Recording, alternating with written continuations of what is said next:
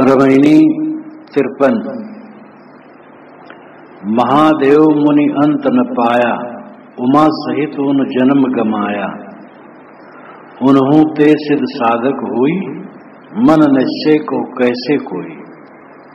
जब लग तन में आहै सोई, तब लग चेत न देखे कोई।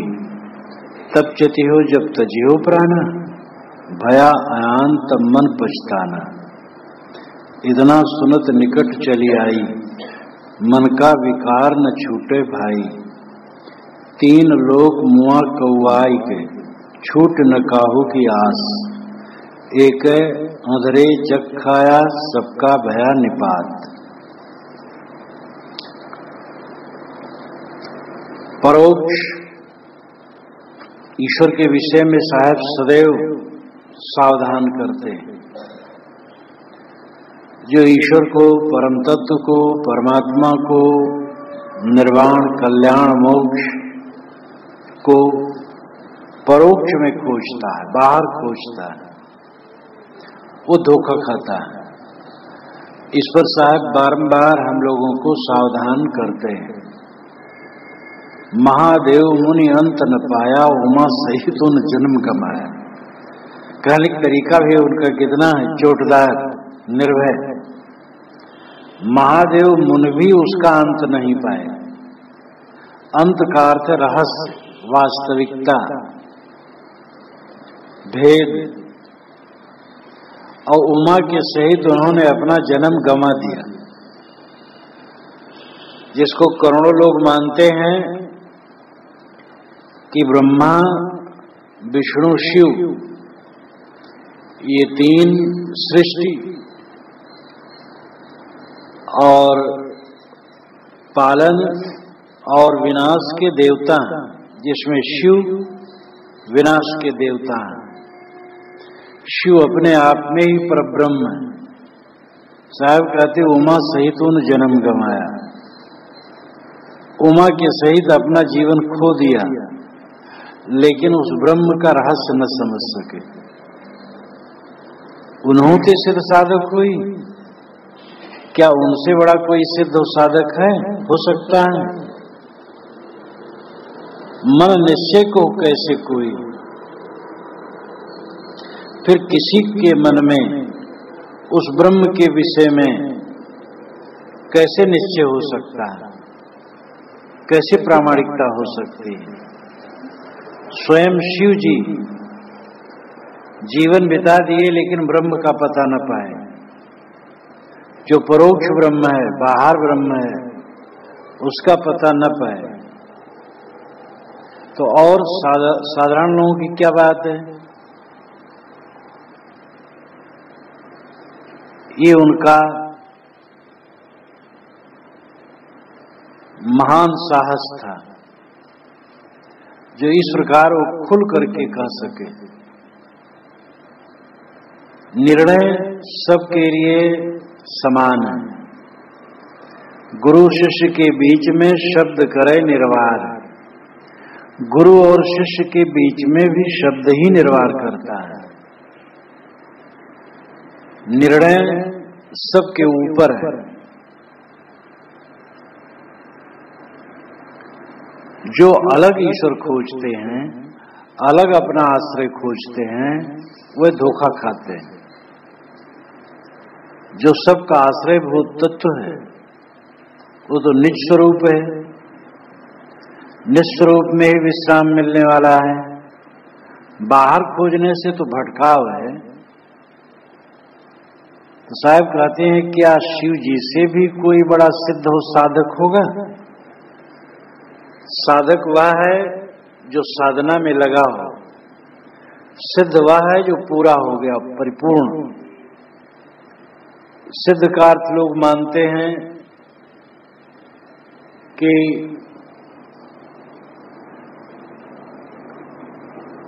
आकाश में उड़े,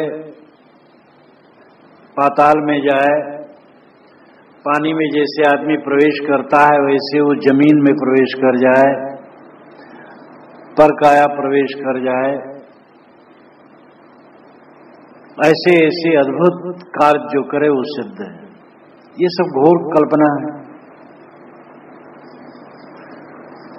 पर काया प्रवेश को सिद्ध करने के लिए शंकराचार्य के शिष्यों ने शंकराचार्य के चरित्र का ही हनन किया। शंकर दिग्विजय नाम की पुस्तक में ये चित्रित किया गया कि शंकराचार्य ने अमरूक राजा के मृत शरीर में प्रवेश करके उनकी रानियों के साथ बहुत दिन तक भोग भाग किया। अब कितना अनर्थ है, शंकराचार्य जैसे वैरागवान को उनके शिष्यों ने ही दूषित कर दिया। बताया गया कि मंडन मिश्र की पत्नी ने जब काम वासना का, काम कला का प्रश्न किया तो शंकराचार्य उत्तर न दे सके, क्योंकि वो बाल ब्रह्मचारी क्या जाने। तो उन्होंने कहा, अच्छा मुझे अवसर दो। तो अमरूक राजा मर चुके थे, उनका शरीर रखा था, तो कहे कि मैं जाऊंगा, उसमें प्रवेश करके उनकी रानियों का उपभोग करके तब काम कला सीख करके बताऊंगा। शिष्यों ने कहा, महाराज ये ठीक नहीं। देखो राजा मच्छंदर गोरखनाथ के गुरु रानियों के चक्कर में पड़ करके खराब हो गए थे। ये तो गोरखनाथ थे, उनको फिर उबार लाए। तो शंकराचार्य ने कहा, तुम ऐसा मत सोचो, मेरा ऐसा कुछ बिगाड़ नहीं होगा। जैसे श्री कृष्ण महाराज तमाम ग्वालिनियों के साथ भोग करते हुए भी अच्युत रहे, निर्विकार रहे, वैसे मैं निर्विकार रहूंगा। अब पहली बात तो यह है कि शंकराचार्य के करीब 100-150 वर्ष बाद मच्छंदरनाथ हुए। तो मच्छंदरनाथ का उदाहरण शंकराचार्य के शिष्य कैसे दे सकते हैं? इतिहास का उसे ज्ञान नहीं था शंकर दिग्विजय लिखने वाले का को, और सुन रखा था कि मच्छंदरनाथ रानियों के चक्कर में भ्रष्ट हो गए थे, बस उजड़ दिया। शंकराचार्य पहले हुए, मच्छंदरनाथ पीछे हुए, इसका उसे पता नहीं था। तो भक्ति भावना के जोश में लोग अनर्थ करते हैं, पर काया प्रवेश बिल्कुल झूठ है। साधक है जो साधना करे, जो अपने आप को निरंतर संभाले, वो साधक है। जो पूर्ण संभल गया वो सिद्ध है। जिसने मन वाणी कर्मों को जीत लिया वो सिद्ध है। और तो भी जीवन भर साधना की जरूरत है। साहब कहते हैं, शिव जी से भी बड़ा कोई सिद्ध साधक होगा? और वह परोक्ष ब्रह्म के विषय में कुछ निर्णय न कर पाए, कुछ रहस्य न जान पाए, जीवन उनका बीत गया और उसके ब्रह्म के संबंध में वह कोरे रह गए। तब दूसरे की क्या बात कही जाए?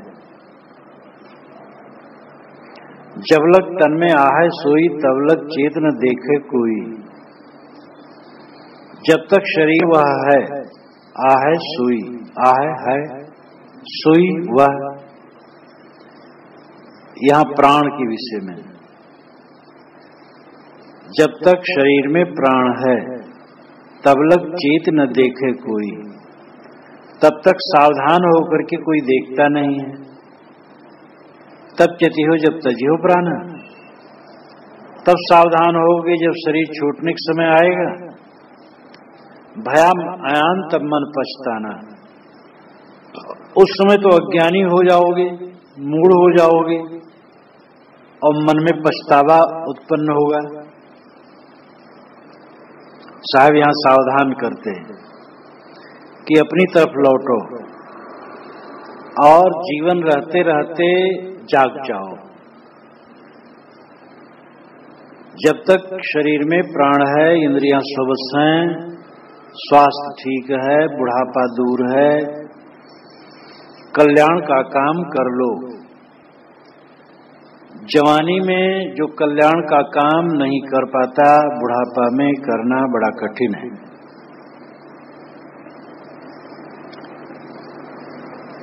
जब तक स्वस्थ शरीर रहता है आदमी इतराता है, अहंकार में डूबा रहता है, और जब अंतिम समय आता है तब शिथिल हो जाता है सब तरफ से, कुछ करने लायक नहीं रह जाता है। शरीरांत का समय आता है तो आदमी का मन मूढ़ हो जाता है। जो कुछ जीवन भर किया धरा है उसके संस्कार उसके मन में आकर के कचोटते हैं। अगर उसने गलत काम किया तो वो बहुत ही भयंकर उद्वेग में उलझ जाता है। अच्छा किया है तो अच्छे संस्कार आते हैं। मृत्यु होने के समय में जीवन भर के कर्मों के लेखे जोखे सामने आ जाते हैं, और उस समय वो अंदर से पीड़ित होता है। तब वो सोचता है कि मैंने अपनी सुबह अवस्था में क्या क्या कर डाला। तब मन पछताना, तब उसके मन में पश्चाताप होता है कि जो कुछ मैंने किया गलत किया। ये उत्तम जीवन जो कुछ मैंने किया वह करने के लिए नहीं मिला था, ये मेरी भूल थी। लेकिन हाथ से तीर निकल जाने पर लौट नहीं सकता। समय बीत जाने पर केवल पछतावा हाथ रहता है। साधक को जागना चाहिए। आज जो अवसर है बड़ा महत्वपूर्ण है। आज हम समझ सकते हैं, सेवा कर सकते हैं, स्वाध्याय साधना कर सकते हैं, आ जा सकते हैं। एक दिन ऐसा आएगा खाट पर भी पढ़ सकते हैं, हिलडुल न सकें। आंखें अगर हमारे न होती तो हम ग्रंथ कैसे पढ़ पाते, संतों के दर्शन कैसे कर पाते। व्यवहार में ही कठिनता हो जाती। कान से बहरे हो जाएं तो सुन नहीं सकते, हाथ न हो तो सेवा नहीं कर सकते, पैर न हो तो चल नहीं सकते, पागल हो जाए तो सब खराब हो जाए। कैसा अच्छा अवसर है कि ये सब त्रुटियां नहीं, पूरी सुविधा है कल्याण करने के लिए। ऐसे शुभ अवसर को जो खोता है वो कितना धोखे में पड़ा है। इतना सुनत निकट चली आई, मन का विकार न छूटे भाई। वेद शास्त्र, धर्म ग्रंथ, गीता भागवत, सब कुछ सुनते सुनते मौत निकट आ गई। इतना सुनत निकट चली आई। ज्ञान की बात बहुत बहुत सुनते, इतना नाम बहुत ज्यादा, इतना सुनते सुनते भी काम न बनाया, मौत निकट आ गई। मन का विकार न छूटे भाई। हे भाई, मन का विकार नहीं छूट रहा है। काब सुनब समझब भले, संस्कार नहीं जार। प्रेम मान के मोह बस गए अहं को भार। कहते हैं अच्छा, सुनते हैं अच्छा, समझते हैं अच्छा, लेकिन संस्कार को जला नहीं पाते हैं। प्रेम और मान के मोह में पड़ करके अहंकार का बोझा लिए घूमते हैं। लोग हमसे प्रेम करें, हमें सम्मान दें, इसी अहंकार में डूबे। जो काम करना चाहिए वो काम नहीं कर पाते। इतना सुनत निकट चली आई, मन का विकार न छूटे भाई। ज्ञान की इतनी इतनी बातें सुनते सुनते मौत निकट आ गई, लेकिन मन के विकार न छूटे, मन निर्मल न हुआ। तीन लोक मुआ कौआई के, छूट न काहू के आस। एक अंधरे जग खाया, सबका भया निपात। तीन लोग का मतलब है त्रिगुणी जीव, सतरजतम, इन तीन गुणों वाले जीव कौवा कौवा करके मरते हैं। तीन लोग मुआ कौआई के। कौआना सपने में जब हम बातचीत करते हैं और मुख से वाणी फूट जाती है तो उसको लोग कहते हैं कौवा रहे। कौआना ये जो कुछ भी यहाँ राग द्वेष की बात हम करते कौआना ही है। संसार में अंत में क्या रह जाता है? अगर हम पूरे जीवन को मौत के बाद देख पाते, अपने विगत जीवन को मौत के बाद देख पाते, तो हमें लगता कि हमने कैसा है जीवन तमाशा बना डाला, कैसा इसको बेकार में खो दिया। कोई बात जो निरर्थक हो, कर लेने के बाद जब चुप हो जाओ तब लगता है कि क्या क्या बकवास करते रहे। इस समय हम स्वाध्याय करते, विचार करते, मौन रहते तो कितना अच्छा होता, कितनी बेकार की बातें कर डाले। जिस समय आदमी कुछ बोलता या करता है उस समय उसके भ्रम में रहता है, उसके जोश में रहता है। जब वो समय बीत जाता है तब होशवास में आता है, तब अगर गलत कहा है, गलत किया है, तब पश्चाताप होता है। अगर सही हुआ है तो शांति मिलती है। इसलिए साधक को चाहिए कि एक एक क्रिया सावधानी से करे, एक एक वाणी सावधानी से बोले। जीवन की एक एक क्रिया की बड़ी कीमत है। ये मनोवैज्ञानिक तथ्य है कि हर क्रिया के संस्कार मन में पड़ते हैं। मन में अरबों खरबों संस्कार रहते हैं। कोई कह सकता है तो अतिशयोक्ति कर रहे हैं आप। अतिशयोक्ति नहीं, पदार्थों के प्रकार का अंत पाना मुश्किल है। अब जितने लोग संसार में पैदा हो चुके हैं आज तक और जितने आज हैं, एक व्यक्ति से दूसरे व्यक्ति का चेहरा नहीं मिलता है और चेहरा कुल 8-10 अंगुल लंबा होता है बस, और चौड़ा किसी का 6 अंगुल, किसी का 8 अंगुल, किसी का 7 अंगुल। इतना छोटा चेहरा है, कोई बहुत बड़ा चेहरा नहीं है। लेकिन एक चेहरा दूसरे से नहीं मिलता है। चेहरा तो चेहरा, स्वर नहीं मिलता है। स्वर में कितने भेद हैं। 5 अरब आदमी आज पूरे भूमंडल पर माने जाते हैं। 5 अरब स्वर हैं इस समय। और कितने लोग हो चुके कोई गिन सकता है। उतने स्वर रहे और आगे जितने होंगे उतने स्वर रहेंगे। कैसा आश्चर्य। अब स्वर जिसको हम सुने हैं और बात कर रहा हूं आड़ में, पता चल जाता है अमुक है। अगर वो वर्षों पर आया है और आड़ में बात कर रहा है तो मैं समझ जाता हूं अमुक आ गया।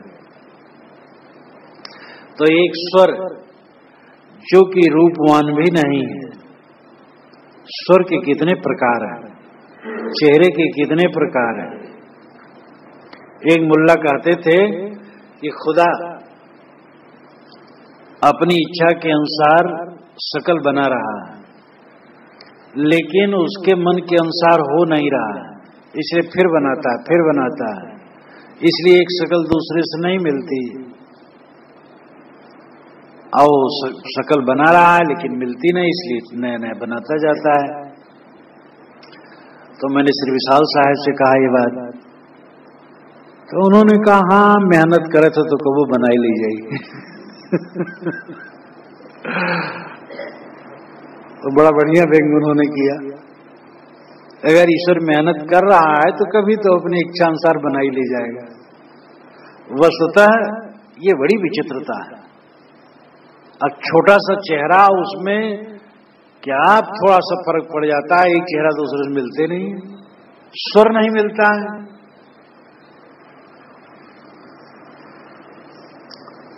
तो हमारे मस्तिष्क में जो संस्कार है वो अरबों खरबों कितने भी हो सकते हैं, जो जो करते हो सबके संस्कार पड़ते हैं।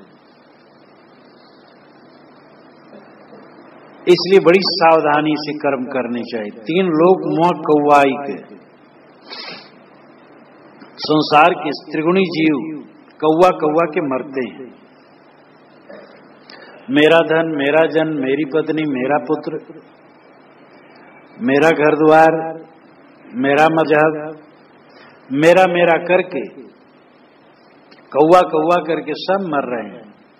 तमोगुणी मर रहे हैं, रजोगुणी मर रहे हैं, सतोगुणी भी, जिनको पूर्ण विवेक नहीं है, स्वरूप ज्ञान नहीं है, ऐसे सतोगुणी भी कौवा कौवा के मरते हैं। छूट न काहू की आस, ये बड़ी गंभीर बात साहब कहते हैं। किसी की आशा नहीं छूटती, खाने की आशा खत्म नहीं होती, पहनने की आशा, मिलने की आशा, करने की आशा, देखने की आशा, सूंघने छूने की आशा,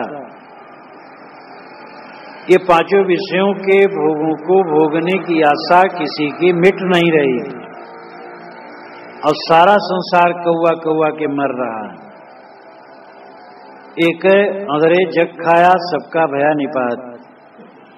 एक अंधे ने सारे जगत को खा लिया और सबका निपात हो गया। निपात नाम पतन, निपात का मतलब विनाश, पतन। एक अंधे ने सबको खा लिया। अंधा मन, अविवेकी मन, अविवेकी मन ने सबको भटका दिया। हमारा जो मन है अविवेकी, ये भटकाने वाला है। इसलिए जो अपने मन को सुधारे वो जीवन में सफल है। मन न सुधारने से सबके पास समस्या समस्या है, न समझना समस्या है, और समझना कोई मामूली बात नहीं। अच्छे अच्छे विद्वान उलझे हैं, अच्छे अच्छे विद्वान, प्रकांड पंडित, मनोविज्ञान के पंडित मन में उलझे हैं। मन पर बारीकी से उन्होंने अध्ययन किया है और मन पर जीवन भर कॉलेजों में और विश्वविद्यालयों में लेक्चर दिए हैं, और मन में इतने उलझे हैं कि हद है। क्योंकि उन्होंने बुद्धि से सीख करके बातें बताई, जीवन नहीं जिया, मन को जीत करके जीवन नहीं जिया। तो जीवन जिए बिना सीख काम नहीं करती है। इसलिए हमें जीवन जीना चाहिए। 3 लोग मुआ कौवाई के छूट न काहू की आस। एक अंधरे जग खाया, सबका भया निपात। 5 चौपाइयों और एक साखी में साहब कुल मिलाकर के ये बताना चाहते हैं कि अपना लक्ष्य परोक्ष में नहीं है, न परोक्ष में है न प्रत्यक्ष में है, किंतु अपरोक्ष में है। परोक्ष जो हमसे अलग है, दूर है और अदृश्य है, वो परोक्ष है। और प्रत्यक्ष जो हमसे तो अलग है लेकिन आंखों के सामने है। और अपरोक्ष स्वयं में।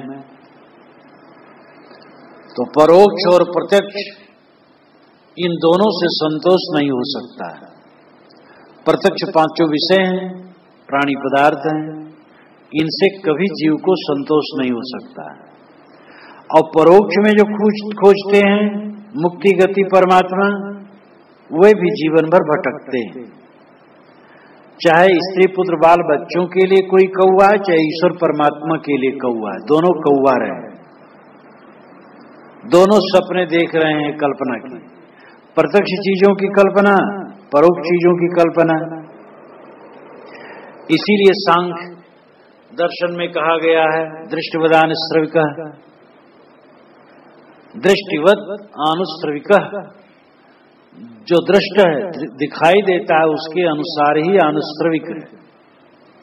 जो दिखाई देते हैं संसार के भोग, जैसे हमें तृप्त नहीं दे सकते, वैसे अनुश्रविक सुने गए स्वर्ग के सुख भी समझ लो, वे भी जीव को संतोष नहीं दे सकते। क्योंकि जो दृष्ट है वो ही 5 विषय है, जो अनुश्रविक है वो भी 5 विषय ही है। जो दृष्ट है, दिखाई देता है, 5 विषय, और स्वर्ग की बात जो हम सुनते वो भी 5 विषय है। तो कहीं से संतोष नहीं मिल सकता है। फिर साहब ने कहा कि जब तक शरीर में प्राण है जग जाओ, मौत के समय क्या जगोगे, तब तो पछताना पड़ेगा। और इतनी बात सुनते सुनते मौत निकट आ गई, तुम्हारा मन निर्विकार न हुआ, कौवा कौवा के मरते हो, आशा नहीं छूटती है। जिस संसार को छोड़ना है उसकी आशा छोड़ो। मरे हुए को मारना कितना सरल है। एक विदूषक नाटक में कहा था, मैं इतना बड़ा वीर हूं, सैकड़ों मरे हुए सैनिकों के पैर मैंने काट डाले, मक्खी मारा, डंक उखाड़ा, तोड़ा कच्चा तागा, हूचन मार बतासा फोड़ा, बड़े वीर का बेटा मैं तो बड़े वीर का बेटा। मैंने मक्खी को मार डाला और उसके पंख उखाड़ डाले और कच्चा तागा तोड़ डाला और हूचों से मार मार के बतासा फोड़ डाला। मैं बड़े वीर का बेटा हूं। तो विदूषक तो मजाक करता है। विवेक करके देखा जाए तो हमारे दुश्मन ऐसे, और इनको मारने में कोई कठिनाई नहीं, मरे मराए। संसार जो छोड़ना ही है उसका मोह क्यों? चाह करके भी यहां कोई रह नहीं सकता है। कितना कोई मोही अपने को माने राग रंग वाला, लेकिन क्या उसको नहीं जाना है?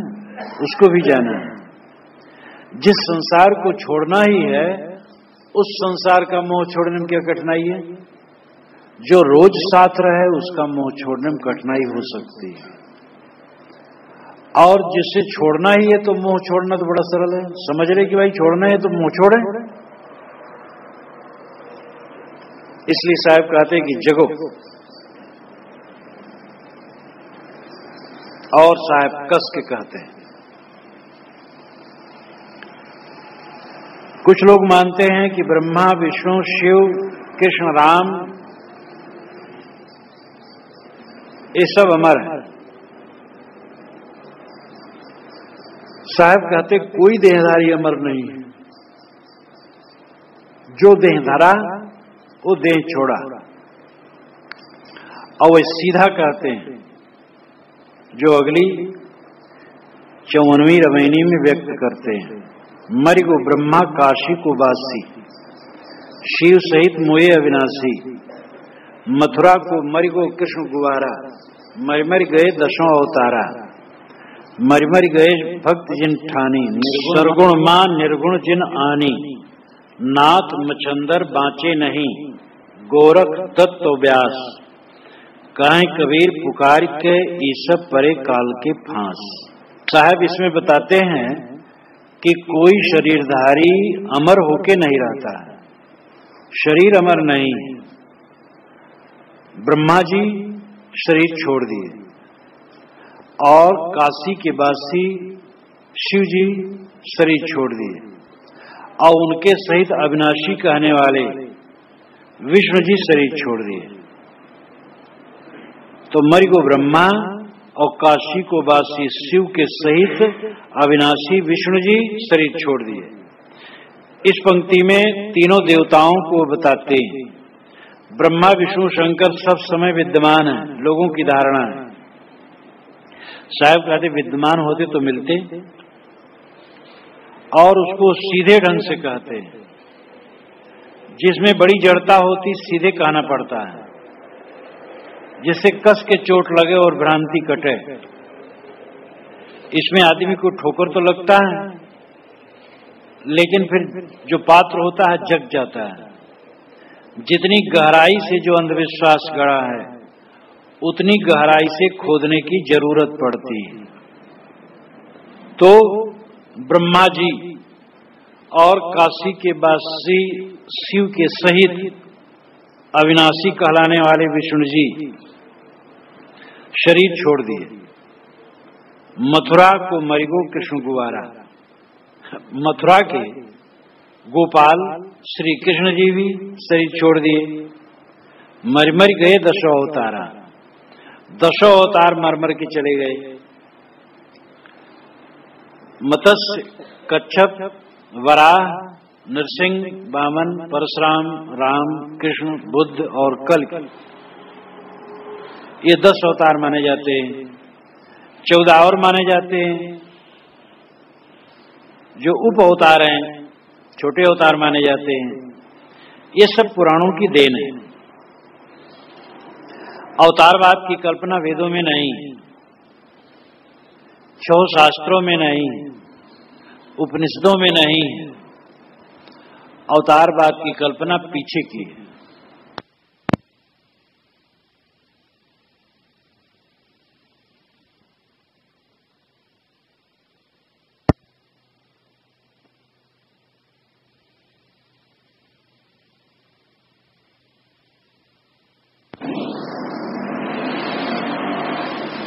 इस संसार से चले गए जिनको आप अवतार कहते हो।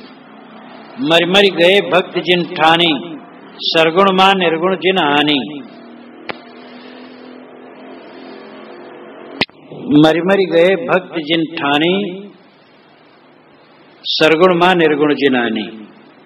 जिन्होंने भक्ति की ठानी, ठानना, पक्का करना, आरंभ करना, निश्चय करना, दृढ़ करना, जिन्होंने ठन करके भक्ति की, वे भी मर गए। और सगुण में निर्गुण की कल्पना करके भक्ति जिन्होंने की, वे भी मर गए। सगुण अवतारों को सगुण कहा गया, और ये कहा गया कि इनमें निर्गुण तत्व है, ये स्वयं निर्गुण है। तो सगुण में निर्गुण की कल्पना करके जिन्होंने भक्ति की, वे भी चले गए। और यहां तक नाथ मच्छंदर बाँचे नहीं, गोरख दत्त तो व्यास। मच्छंदर नाथ, मत्स्यनाथ, शुद्ध शब्द मत्स्यनाथ, जिसको हम सरल भाषा में मच्छंदर नाथ कहते हैं। गोरख नाथ, दत्तकार दत्तात्रेय और व्यास वेद व्यास। कहें कबीर पुकार के इस सब परिकाल के फांस। साहब पुकार के कहते हैं, पुकार के कहने की उनकी आदत है। हल्ला कर देना, घोषणा कर देना, दृढ़ता से कहना, डरना नहीं। इस सब परे काल के फांस, ये सब काल के फांस में पड़े, सब मौत के मुख में गए। लोग मानते ब्रह्मा विष्णु शंकर अनाथ देवता हैं, ये कभी मरते नहीं हैं। राम कृष्णादि 10 अवतार ये केवल अंतर्धान होते हैं और प्रकट होते हैं, ये जन्मते मरते नहीं, जब जहां चाहे तब प्रकट हो जाए।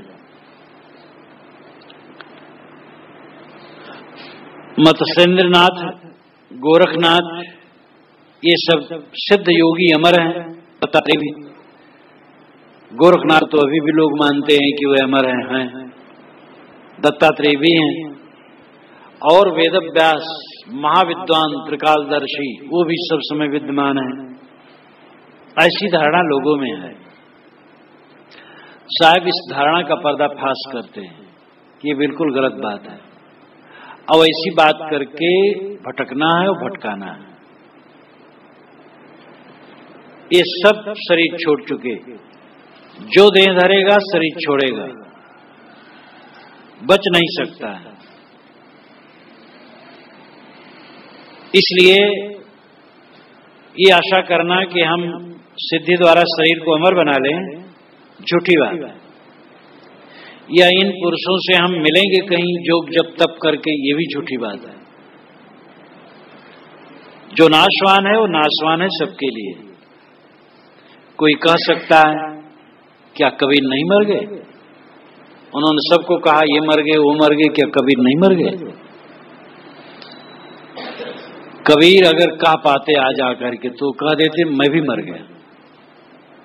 वो ऐसे नहीं थे कि वो दूसरे के लिए कहा वो अपने लिए न कहे। उन्होंने तो प्रथम रामायणी ही में कह दिया है, तहिया हम तुम एक ही लोहू, हम और तुम एक ही खून पसीने से बने हैं। अपने को मनुष्य मानते थे और दूसरे बड़े से बड़े कहलाने वालों को केवल मनुष्य मानते थे, और यही वास्तविकता है। लेकिन श्रद्धातिरेक कितना अजब होता है कि कबीर पंथियों ने ही कबीर साहब को ऐसा मान लिया कि जब वो जहां चाहे तहां प्रकट हो जाए और लुप्त हो जाए।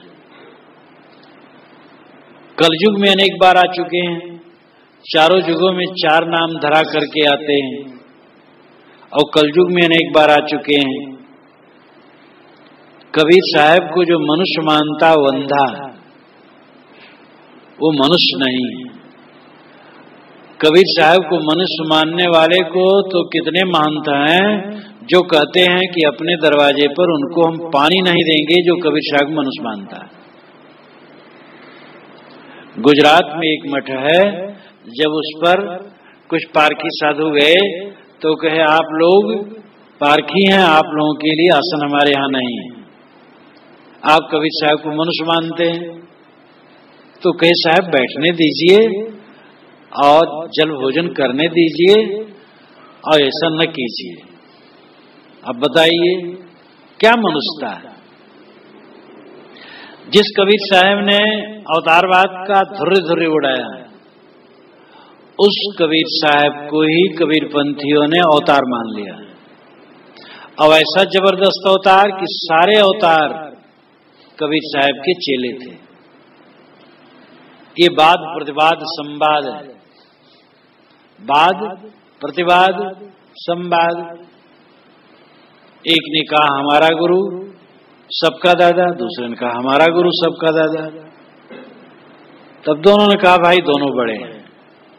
तो एक ने बात किया, दूसरे ने प्रतिवाद किया, तब तीसरे ने संवाद किया, समता लाई। तो ये भक्ति का पागलपन, इसने बड़ा अनर्थ किया है, बोध को गड़बड़ा दिया, सच्चे निर्णय और सच्चे ज्ञान को घोटाले में डाल दिया। रामायणी 55 साहब और कहते हैं, गए राम और गए लक्ष्मणा, संग न गई सीता ऐसी धना, जात कौरवे लाग न बारा, गए भोज जिन साजल धारा, गए पांडव कुंता ऐसी रानी, गए सहदेव जिन बुद्धिमत ठानी, सरब सोने की लंका उठाई, चलत बार कछ संग न लाई, जाकर कुरिया अंतरिक्ष छाई, सो हरिचंद देखल नहीं जाई, मूर्ख मनसा बहुत संजोई, अपने मरे और लग रोई, ई न जाने अपने मर जइबे, टका 10 बिढ़े और ले खइबे, अपनी अपनी करी गए लाग न काहुक साथ, अपनी करी गए रावणा अपनी दशरथ नाथ। कबीर साहब जैसा निर्भय वक्ता होना चाहिए। बिना निर्भयता के सत्य नहीं कहा जा सकता है। सचिव वैद्य गुर 3 ये जो बोले भय आस, राज देह और धर्म का होए वेगे ही नाश। गोस्वामी जी कहते हैं मंत्री और वैद्य और गुरु अगर भय और आशा के चक्कर में बोलते हैं तो राज का, धर्म का, राज और फिर शरीर का नाश होता है। तो इसलिए गुरु को चाहिए निर्भय होके कहे, वैद्य को चाहिए निर्भय होके कहे, नहीं तो रोगी का नाश होगा, और मंत्री को चाहिए निर्भय होके कहे, नहीं राज नष्ट होगा।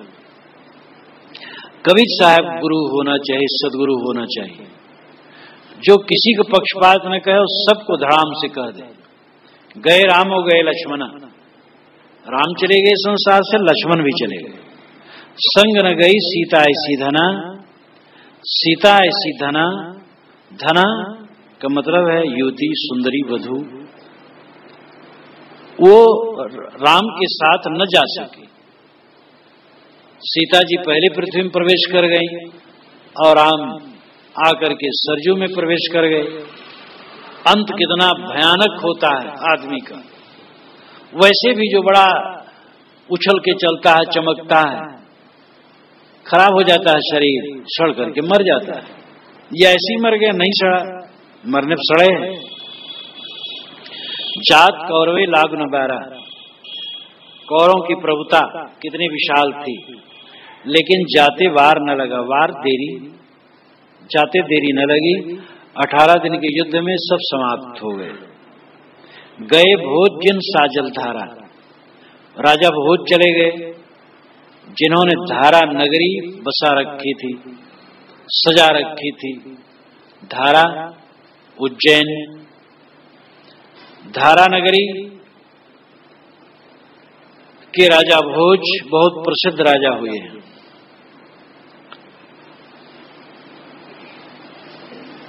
राजा भोज बच्चे थे, तभी उनके पिता का देहावसान हो गया। उनके चचा थे मुंज, मुंज नाम के, वे गद्दी पर बैठे थे। भोज बच्चा था, बड़ा प्रतिभाशाली था। एक दिन वो विद्यालय में गया तो पंडितों ने बड़ी प्रशंसा की भोज की कि ये बालक बड़ा प्रतिभाशाली है। वैसे भी वो देखते थे तो मुझ के मन में ईर्ष्या हुई भोज के लिए कि ये भतीजा जवान होने पर राज ले सकता है, हमें गद्दी से च्युत कर सकता है। इसकी प्रतिभा से मंत्री और लोग फेवर में आ सकते हैं। ये राजाओं को बड़ा डर रहता है। आजकल मंत्री लोगों की दुर्दशा क्या है? यही तो सब है, एक दूसरे को उठाव पटक। एक बड़े राजनेता ने मेरे मंच पर कहा था कि हम राजनेता लोग हिंसकी जंगली जानवर हैं जो दूसरे को खाने के लिए रात दिन तैयार है, तो क्यों कि हमारी गद्दी छिन न जाए। तो मुंज ने अपने कुछ मंत्रियों को कहा कि जल्लाद से लेकर के इस बच्चे को ले जाओ जंगल और जल्लाद को ले जाओ, फुसला के ले जाओ, फिर वहां पर इसका सिर काट दो और सिर काट करके हमें लाओ, दिखाओ प्रामाणिकता हो कि काटा गया है, इसको खत्म करो। मंत्री लोग ले गए फुसला करके घुमाने के बहाने। जब वहां तलवार निकाली और बताए तुम्हारा सिर ले जाना है, तो भोज बच्चे ने एक श्लोक लिखा। वो छुटपन में ही संस्कृत का पंडित हो गया था, और उस श्लोक का भाव यह है कि सतयुग में सतयुग के राजा मानधाता चले गए, त्रेता के श्री राम, द्वापर के युधिष्ठिर और भी सभी राजा महाराजा चक्रवर्ती अपने अपने समय के चले गए, लेकिन हमारे चाचा मुंज ये नहीं जाएंगे, ये यहीं रहेंगे, अथवा जाएंगे तो पृथ्वी को लेके जाएंगे। ये भाव उस मंत्र का था। तो जब ये लिख के दिया तो मंत्री लोग बहुत प्रभावित हुए। तो मंत्रियों ने उस बच्चे को कहीं छिपा दिया और बनावटी सिर ले जाकर के मुंज को दिखाया कि मार डाला, हम लोग मार डाले, और पर्चा दिया। पर्चा पाते ही मुंज को घोर ग्लानि की। मैंने कहा इतने योग्य भतीजे को कि मैंने हत्या करवा दी, और ये कब तक हमारा शरीर रहेगा। एकदम व्याकुल हो गया और कहा कि मैं आत्महत्या कर लूंगा, जीऊंगा नहीं। तब मंत्रियों ने कहा कि मारा हम लोगों ने नहीं, कहीं छिपा दिया। तब आश्वस्त हो गया, बुलवाया, फिर भोज को गद्दी दे करके मुंज सन्यासी हो गया। गलत काम करने के पीछे जो पश्चाताप होता है, नागासाकी और हिरोशिमा पर जो बम गिरे, उस बम के निर्माता में जो अध्यक्ष थे अमेरिका के वैज्ञानिक, उनको इतनी ग्लानि हुई कि विज्ञान संस्था से उन्होंने इस्तीफा दे दिया। युधिष्ठिर विजय के बाद आत्मग्लानि में इतना डूबे थे कि वो आत्महत्या करने के लिए तैयार हो गए थे। पाप करने के बाद जोश उतरता है तब पता लगता है। फिर राजा भोज महाविद्वान गद्दी पर बैठा, पंडित, महा संस्कृत का पंडित, पंडितों का आदर उसके यहाँ खूब, और इस प्रकार वो प्रतापवान राजा हुआ। साहब कहते हो राजा भोज भी चले गए जिन्होंने धारा नगरी को सजा रखा था। गए पांडव, कुंता ऐसी रानी, कुंती ऐसी रानी, और पांडव ये भी चले गए। गए सहदेव जिन बुद्धिमत ठानी, सहदेव जो सबसे छोटे भाई थे, बड़े बुद्धिमान थे, वो भी चले गए। बुद्धिमत ठानी, बुद्धि और मति ये दोनों एकार्थ बोधक लगते हैं भी, लेकिन थोड़ा सा अंतर है। बुद्धिस तात्काल की गया, मद्रागामी गोचरा। बुद्धि वह है जो तात्कालिक विषयों का ज्ञान करे, और मद्रागामी गोचरा मति आगामी विषयों को समझ ले, तत्काल विषयों की समीक्षा कर ले, वो बुद्धि है, और आगे के लिए सोच ले, वो मति है। बुद्धिर नौनो उन्मेष शालिनी प्रतिभोच्यते। बुद्धि में नए नए उन्मेष, अनुभव का उठना, ये प्रतिभा का लक्षण है। सहदेव बुद्धिमत के भंडार थे, वो भी चले गए। सर्प सोने की लंका उठाई, चलत बार कछ संग न लाई। कितना बढ़िया तरीका है साहब के कहने का। सर्प सोने की लंका उठाई, पूरी लंका उसने सोने का बनवाया था कहा जाता है, लेकिन चलते बार कुछ संग नहीं ले गया। जब मरा लाश छत बिछत पड़ी रही, दाह हो गया, कुछ न गया साथ में। जाकर कुरिया अंतरिक्ष छाई, सो हरिचंद देखल नहीं जाई। जिसकी कुरिया अंतरिक्ष में छाई थी, साहब एक तरफ कुरिया कहते हैं और एक तरफ अंतरिक्ष में छाई कहते हैं।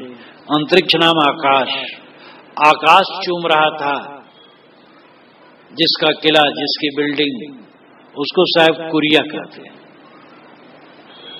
वैराग की दृष्टि से तुच्छता कह रहे, कुरिया तो कहा है, आकाश चूम रहा है कहा जाता है, कई तल्ले की बिल्डिंग कुरिया। जिस हरिश्चंद्र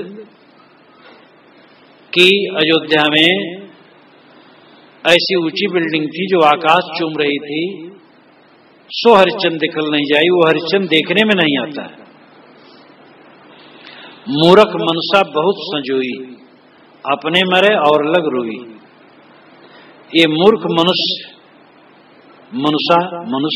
ये मूर्ख मनुष्य बहुत संजोई, बहुत सजोता है, संग्रह करता है। अपने मरे और लग रोई, अपना तो मरने किनारे आ गया, लेकिन और के लिए रो रहा है कि बच्चे क्या खाएंगे। तो कितना संग्रह कर दो तो बच्चे कुपत्री हैं तो नष्ट कर देंगे, और तुम कुछ न छोड़ो, बच्चे समझदार हैं तो कमा के खाएंगे। इसीलिए कहा जाता है पूत कुपूत तो का धन संचय, और पूत सुपूत तो का धन संचय। पुत्र कुपुत्र है तो संचय करने की क्या जरूरत, संचय कर दोगे शराब कबाब में खत्म कर देगा। और सुपुत्र है तो क्या संचय करना है, वो कमा के खाएगा। हमारे न रहने के बाद क्या होगा मालूम होता, हमारे न रहने के बाद जितने होंगे हमारी पीढ़ी में, सबके हाथ पैर नहीं होंगे, सब लुंज पुंज होंगे। उनके लिए इतना जमा कर दो जिससे वो सब खाते रहे। और ये कहानी इसीलिए है, जब एक सेठ ने अपने मुनीम से पूछा था कि बिना काम किए हमारी कितनी पीढ़ियां खा सकती हैं, मुनीम ने एक सप्ताह में हिसाब लगा करके बताया था 35 पीढ़ियां। सेठ गिर पड़ा गस खा करके, पानी छीटा गया, हवा दी गई, उठा। मुनीम ने कहा आपको क्यों इतना कष्ट हो गया? उसने कहा मैंने सोचा 36वीं पीढ़ी क्या हो, 35 पीढ़ियां तो खाएंगे बिना काम किए, 36वीं पीढ़ी क्या हो। तो ये कहानी इसी को समझाने के लिए है कि आदमी सोचता आगे क्या हो, आगे कोई कुछ जानता है? आगे वाले भी खाएंगे, पीछे वाले खाते रहे हैं अनाद काल से, आगे वाले भी अनंत काल तक खाते रहेंगे। साधु गृहस्थ कोई भी हो जिसमें विवेक नहीं है, वो यही सोचता रहता आगे कैसे चलेगा। अपने मरे और लग रोई, अपना तो मर रहा है और के लिए रो रहा है। ई ना जाने अपने मर जाइबे। आदमी इस पर ध्यान नहीं देता है कि मैं स्वयं मर जाऊंगा, लेकिन टका 10 बढ़े और ले खाइबे, वो 10 टका और बढ़ जाए और लेके खा लूं और थोड़ा भोग लूं, जी लूं, इसकी तृष्णा बनी रहती है। अभी मौत आए तो आदमी कहेगा कि हमें अभी न ले चलो। मौत कहेगी क्यों? आदमी कहेगा अभी जरा देखा नहीं, उतना भोगा नहीं, खाया नहीं। तो भाई कितना दिन के लिए छोड़ दें? 10 वर्ष के लिए छोड़। 10 वर्ष के बाद मौत आएगी, तब फिर आदमी कहेगा अभी पूरा नहीं हुआ। जिंदगी का इतना हिस्सा बीत गया और तृप्त नहीं हुए, आगे तृप्त होने क्या आशा है? भोग करके कोई तृप्त होगा? त्याग करके तृप्त हुआ जाता है। टका 10 बिढ़े, टका नाम रुपया, बंगाल में टका ही कहते। तो टका 10 बिढ़े, 10 टका बिढ़े नाम वृद्ध करना, बढ़ाना। टका 10 बिढ़े का लाक्षणिक अर्थ है, ये नहीं कि 10 रुपया बढ़ाकर, मतलब कुछ धन और बढ़ जाए और धन ऐश्वर्य इकट्ठा करके भोग लूं, खा, ये आशा इंसान की नहीं छूटती। यही भवबंधन है। स्वरूप बोध स्वरूप स्थित होने पर यह आशा छूटती है और कुछ खाने पीने सुनने देखने की इच्छा नहीं। शरीर की रक्षा के लिए कुछ खाया पिया जा रहा है, बस तृप्त हो जाना चाहिए। अपनी अपनी करिगे लागन काहुक साथ, अपनी करिगे रावणा अपनी दशरथ नाथ। साहब कहते अपनी अपनी करिगे लागन काहुक साथ, ये मेरा है, ये मेरा है, ये मेरा। ऐसे जिंदगी भर लोग कहते रहते हैं और किसी के साथ कुछ नहीं लगता है। कितना धोखा है। अपनी करिगे रावण अपनी दशरथ नाथ।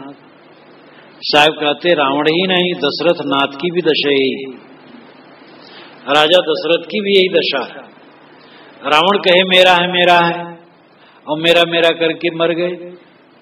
दशरथ की भी दशा यही हुई, मेरा राम लड़का कहां गया, हाय हाय, और शरीर छोड़ दिए। तो अपनी अपनी करके लागन काहू की हाथ साथ, अपनी करके रावणा अपनी दशरथ नाथ। दोनों के आदर्श में अंतर है। रावण का आदर्श जैसा दिखाया जाता है, मुख्य बात है परस्त्री हरण, ये बहुत गलत है। और दशरथ का आदर्श, इनका भी आदर्श कोई ऊंचा तो नहीं है। स्त्री में आसक्त, और कई जब कहती है रूठती है तो दशरथ कहते हैं कि किस अमर को मैं मार डालूं, किस गरीब को धनी और किस धनी को गरीब बना दूं, बता क्या करूं, मैं तेरे लिए सब कुछ करने को तैयार हूं। एक राम का आदर्श है कि कोई ताना मारता है तो सीता को जंगल निकाल देते हैं। यद्यपि ये भी ठीक नहीं है, लेकिन दशरथ तो इतने हो जाते हैं कि स्त्री खुश करने के लिए अमर को ही मारने को तैयार हो जाते हैं, और गरीब को धनी और धनी को गरीब बनाने को तैयार हो जाते हैं। लेकिन परिस्थिति हरण तो नहीं की है दशरथ। तो दशरथ का आदर्श अलग है, पुत्र वियोग में पीड़ित हैं। लेकिन अपना अपना करके दोनों तरफा के मारे, कोई विवेक तो न हुआ, न रावण विवेकी हुए न दशरथ विवेकी हुए। अब मानो लड़का जंगल जा ही रहा है, लड़का सूरवीर है, समझदार है, जाने दो जंगल, जाकर के जंगल में मिल लेते 1-2 बार 4 बार जब मन कहता, इतना हाय हाय करके मरने की क्या जरूरत थी। लेकिन वो भी एकदम कच्चे हो करके हाय हाय दैया हाय बप्पा, तो अपना अपना करके सब चले जाते हो, किसी का हाथ कुछ लगता नहीं है। रावण भी हाय हाय करके चले गए, दशरथ भी हाय हाय करके चले गए। तो साहब का ज्ञान तो चौधार चलता है, किसी के लिए मुरैया नहीं है। जो कोई भी हाय हाय करके जाता सब धोखे में। इसलिए जागो, जब इतनी बड़ी बड़ी विभूतियां राम कृष्ण कौरव पांडव भोज हरिश्चंद्र रावण दशरथ चले गए और किसी कुछ न रहा, हमारा क्या रहेगा। इसलिए मोह मिटाओ और जो अविनाशी नित्य शुद्ध बुद्ध स्वरूप है उसमें स्थित हो।